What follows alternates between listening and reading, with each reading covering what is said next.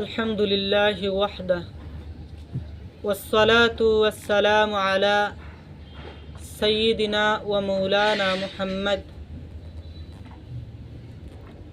লা শরিয়তা বা'দা শরিয়ত লা রিসালাতা বা'দা রিসালাত লা কিতাবা বা'দা কিতাব লা উম্মাতা বা'দা উম্মাত আল্লাযী বাল্লাগার রিসালাহ ওয়া আদ্দাল আমানাহ ওয়া নাসাহাল উম্মাহ ওয়া কাশাফাল্লাহু বিহিল গুম্মাহ ওয়া জাহাদা ফি সাবিলিল্লাহি হাক্কা জিহাদিহি ওয়া আলা আলিহি ওয়া আসহাবিহি ওয়া মান তাবিআহু বিইহসানি ইলা ইয়াউমিদ্দিন ওয়া সাল্লামা তাসলিমান কাসীরান কাসীরা আম্মা বা'দ আউযু বিল্লাহি মিনাশ শাইতানির রাজীম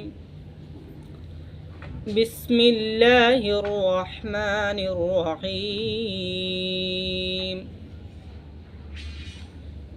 الذين إذا أصابتهم مصيبة قالوا إنا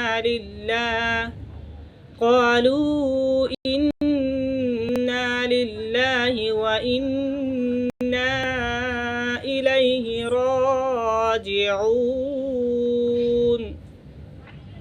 صدق الله مولانا العظيم وقال رسول الله صلى الله عليه وسلم إذا صليتم على الميت فأخلصوا له الدعاء أما بعد আমরা আল্লাহ তাআলার দরবারে শুকরিয়া জ্ঞাপন করি যে রব্বে কারিম আমাদেরকে সুস্থ সবল রেখে সলাতুল আসর জামাতের সহিত আদায় করার তৌফিক দান করে এবং আমাকে কিছু বলার উদ্দেশ্যে এবং আপনাদেরকে কিছু শোনার উদ্দেশ্যে এই মজলিসে আসার এবং বসার তৌফিক দান করেছেন। সেজন্য রব্বে কাবার দরবারে আমরা কালিমাতে শুকুর আদায় করি। সবাই বলি আলহামদুলিল্লাহ। আলহামদুলিল্লাহ। আজকে আমরা জানাজার নামাজ সম্পর্কে দু একটি কথা বলবো, দু একটি বিষয় জানব। আমার কাছে আজকে তিনটা চিরকুট অর্থাৎ তিনটা আছে, তিনটা বিষয় নিয়ে বলার জন্য। একটা হচ্ছে জানাজার নামাজ, আরেকটা হচ্ছে ন্যায় বিচার, আর আরেকটা হচ্ছে রজব মাসের ফজিলত। তো আজকে আমি জানাজার নামাজ দিয়ে শুরু করব ইনশাল্লাহ। আগামীকালকে আমরা ন্যায় বিচার সম্পর্কে জানব, আর এরপরে রজব মাসের ফজিলত সম্পর্কে জানব। তো আমি যেই আয়াতে কারিমা তেলাওয়াত করেছি সূরাতুল বাকারার 156 নম্বর আয়াতে কারিমা।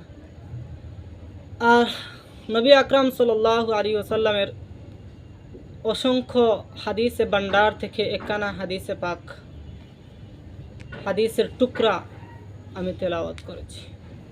তো জানাজার নামাজে আমরা দেখা যায়, জানাজার নামাজে যখন মাইয়িতকে সামনে রেখে ইমাম সাহেব বলতে হয় যে জানাজার নামাজ এইভাবে পড়তে হয়, এইভাবে করতে হয়।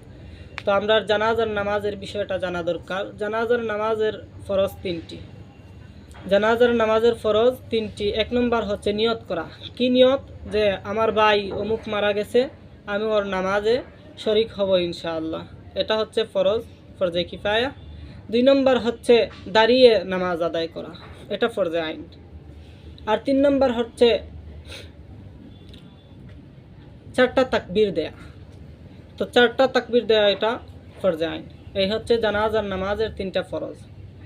আর জানাজার নামাজে আমরা রুকু সিজদা না করে, রুকু সিজদা নাই, এর জন্য আমরা জানাজার নামাজে তাকবীর দেব। প্রথম তাকবীরে আমরা নাওয়াইতু আন ওয়াদ্দিয়া লিল্লাহি তাআলা আরবা তাকবীরাতি সলাতিল জানাজাতি ফরদুল কিফায়াতি আসসানাউ লিল্লাহি তাআলা ওয়াস সালাতু আলান নবী ওয়াদ দুআউ লিহাযাল মাইয়িত ইক্তাদাইতু বিহাযাল ইমাম।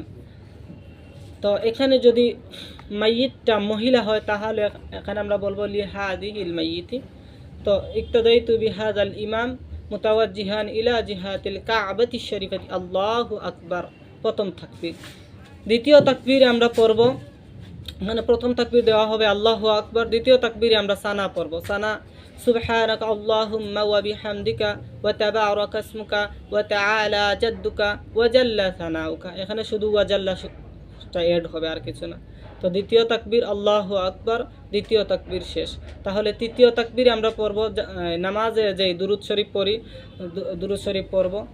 আর চতুর্থ তাকবীরে, এখানে তৃতীয় তাকবীর শেষ, চতুর্থ তাকবীরে আমরা পড়ব আল্লাহুম্মা গফির লি হাইয়িনা ওয়া মাইয়িতিনা ওয়া শাহিদিনা ওয়া গায়িবিনা ওয়া সগীরিনা ওয়া কাবীরিনা ওয়া যাকারিনা ওয়া উনসানা আল্লাহুম্মা মান আহইয়াইতাহু মিন্না ফাআহইহি আলাল ইসলাম ওয়া মান তাওয়াফাইতাহু মিন্না ফাতাওয়াফাহু আলাল ঈমান বিরহমাতিকা ইয়া আরহামার রাহমানির রহিম। তো চতুর্থ তাকবীর শেষ, তারপরে আমরা সালাম ফেরাবো। এই হচ্ছে জানাজার নামাজ। তো জানাজার নামাজ পড়লে ফায়দা কি? জানাজার নামাজ যদি আমরা পড়ি তাহলে আমরা মরণের কথা স্মরণ হবে, কারণ আমাদের সামনেই যদি আমার ভাইকে রাখা হয় অবশ্যই আমাদের কষ্ট লাগার কথা। তো রাসূল আরবি সাল্লাল্লাহু আলাইহি ওয়াসাল্লাম বলেন, কাফা বিল মাউতি ওয়া ইজান, উম্মতেরারে তুমি একবার মরার আগে মরো। মরার আগে মরো বলতে কি?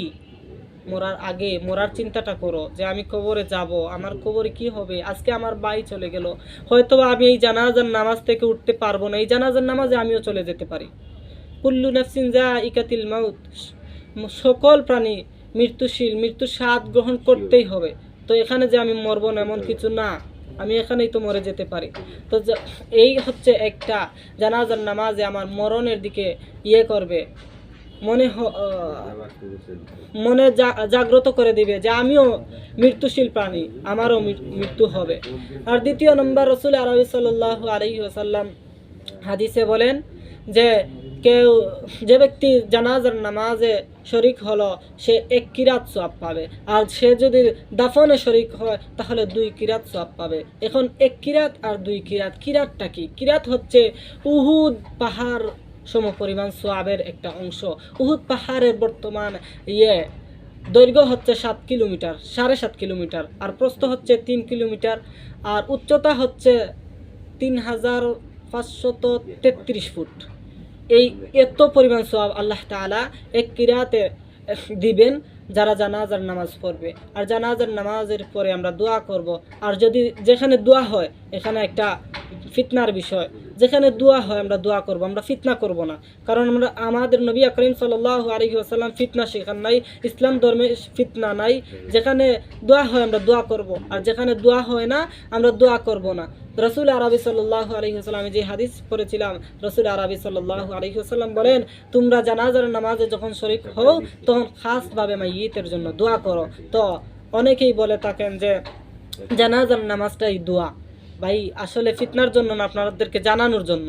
জানাজার নামাজটাই দোয়া নয়, জানাজার নামাজ তো নামাজ। যদি দোয়া হতো, দোয়া করতে হলে অজুর দরকার নাই, নাকি অজুর দরকার আছে?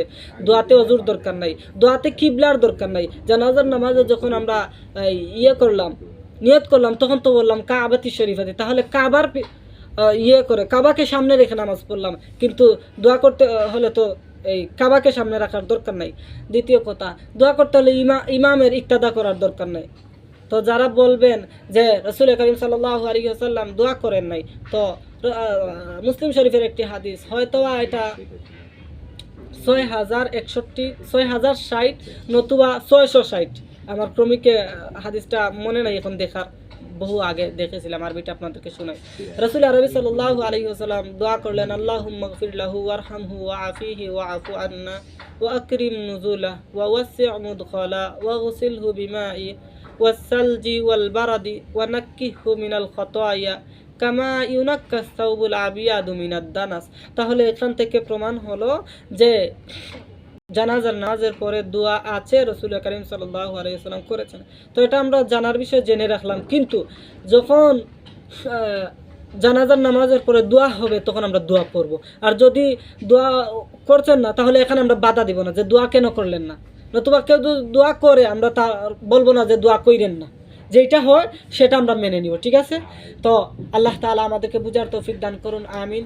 আস্তাগফিরুল্লাহ রাব্বি মিন কুল্লি জামবিন ওয়া আতুবু ইলাইহি লা হাওলা ওয়া লা কুওয়াতা ইল্লা বিল্লাহিল আলিয়্যিল আযীম।